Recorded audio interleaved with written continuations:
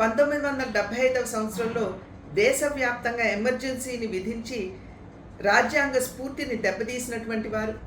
అదేవిధంగా వేలాది మంది సిక్కుల్ని ఊచకోతకి గురి చేసినటువంటి వారు పార్లమెంట్లో నీతులు పలకటం అనేది ఇది చాలా హాస్యాస్పదం.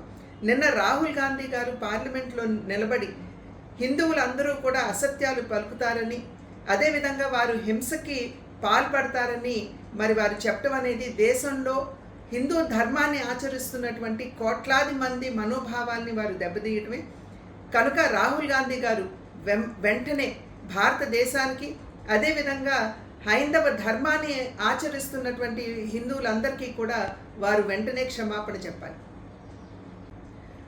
1975 సంవత్సరంలో దేశవ్యాప్తంగా ఎమర్జెన్సీని విధించి రాజ్యాంగ స్ఫూర్తిని దెబ్బతీసినటువంటి వారు. అదేవిధంగా వేలాది మంది సిక్కుల్ని ఊచకోతకి గురి చేసినటువంటి వారు పార్లమెంట్లో నీతులు పలకటం అనేది ఇది చాలా హాస్యాస్పదం.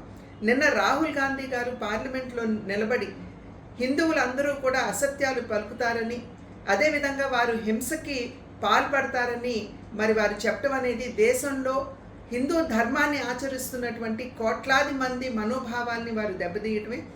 కనుక రాహుల్ గాంధీ గారు వెంటనే భారతదేశానికి, అదేవిధంగా హైందవ ధర్మాన్ని ఆచరిస్తున్నటువంటి హిందువులందరికీ కూడా వారు వెంటనే క్షమాపణ చెప్పాలి.